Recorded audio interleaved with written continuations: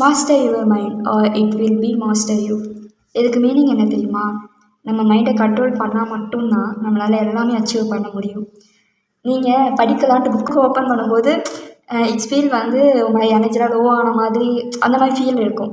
So அதெல்லாம் control பண்ணுறதுக்கு ஒரு மெயினான 7 ட்ரிக்ஸ் இருக்குது. நான் இதை வந்து யூஸ் பண்ணதுக்கப்புறம் ஒரு சில சேஞ்சஸ் வந்து நான் உணர்ந்தேன். மொத்தமாக எனக்குள்ளே சேஞ்சஸ் வந்திருக்குன்னுலாம் நான் சொல்ல மாட்டேன். ஷுவராக சொல்லணும் அப்படின்னா சேஞ்சஸை நான் அனலைஸ் பண்ணேன் எனக்குள்ளே.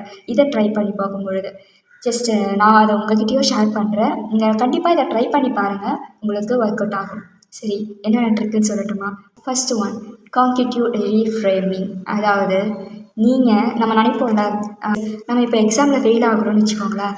நமக்கு என்ன தோணும் அப்படின்னா, எக்ஸாமில் ஃபெயில் ஆகிட்டோமே, அதை கொஞ்சம் மாற்றி யோசிங்களேன். இது வந்து ஃபெயில் ஆகிட்டோம், அடுத்த எக்ஸாமை இன்னும் பெட்டராக பண்ணுறதுக்கு ஒரு ஆப்ஷன் நினச்சிக்கோங்க. சக்ஸஸ் அடையும் போது உங்களுக்கு அந்த சக்ஸஸ் கை வரைக்கும் வந்துட்டு நழுவிட்டு போயிருக்கும். ஸோ அப்போ நீங்கள் என்ன ஃபீல் பண்ணணும் அப்படின்னா, சக்ஸஸ் போயிடுச்சேன்னு ஃபீல் பண்ணுறதை விட அடுத்து வர சக்ஸஸுக்காக நான் ஓட போகிறேன், எனக்கு இன்னும் ஒரு லெசன் லைஃப்பில் நான் கற்றுக்க போகிறேன் அப்படின்னு யோசிங்க.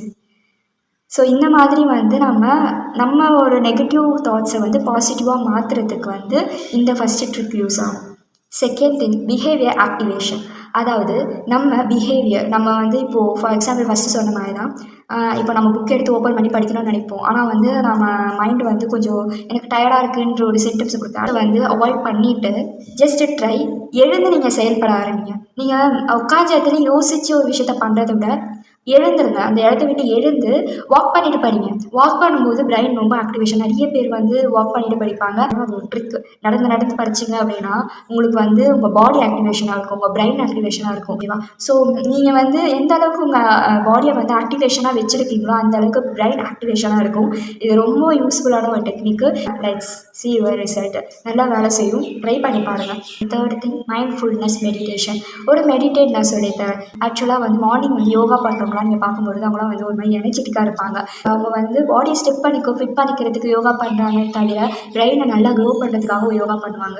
நிறைய பார்த்துருப்பீங்க. இது வந்து யோகாவில் ஒரு ஜஸ்ட் மெடிடேஷன். உங்களுக்கு வந்து லைக் படிக்கும்போது என்னோட டிஸ்ட்ராக்ஷன்ஸ் எதனா வரும்பொழுது நீங்கள் என்ன பண்ணுங்க அப்படின்னா, ஒரு 3 மினிட்ஸ் எதை பற்றி யோசிக்காதீங்க, காமாக ரிலாக்ஸாக கண்ணு மூடிட்டு உட்காருங்க.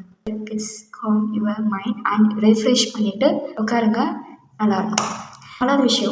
நாலாவது விஷயம் வந்து எனக்கு இது யூஸ்ஃபுல்லாக இருந்திருக்கு. நான் யூஸ் பண்ணிக்கவும் செஞ்சுருக்கேன். நான் அதை உங்களுக்கு சொல்கிறேன்.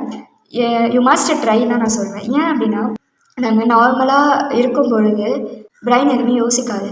டக்குன்னு வந்து இந்த செகண்டில் நம்மளோட பாஸ்ட் எடுத்து கொடுத்துரும். இந்த செகண்டில் நம்ம எதனா